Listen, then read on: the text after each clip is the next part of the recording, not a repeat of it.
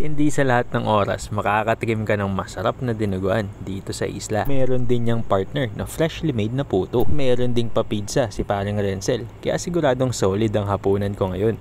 At syempre, bago tayo kumain ng madami, kailangan muna natin tumakbo. At bago ako tumakbo, nagkape muna ako sa Cafe del Sol. Black coffee lang tayo. At saging, importante yan bago tumakbo. Ito yung mga pagkakataon na nag-iisip ka. Tatakbo ba o hindi? Parang ang sarap na lang tumambay dito at magkape. Pero syempre, tatakbo pa din.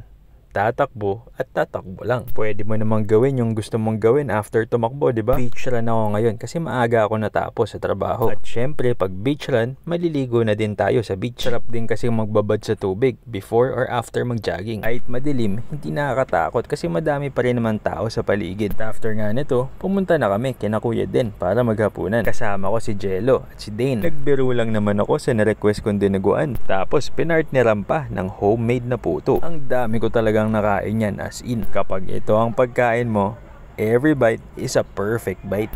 Panalo talaga to. At syempre, kahit masarap yan sa puto, mas masarap din yan sa kanin. Can't imagine kung gaano kadaming nakain kong kanin nung gabing yan. At pagkatapos namin maghapunan, dumating naman si Renzel at may dalang pizza. Syempre, di natin tatanggihan yan. Custom flavor to, kaya siguradong masarap. Ang sarap naman talaga mag food trip, di ba? Lalo na kung ganitong kasasarap ang pagkain. Maliban dun, syempre, hindi lang yung pagkain ang masarap. Andyan din ang masasayang kwentuhan at samahan. Kaya kung saan may susunod na food trip, sabihan nyo lang ako.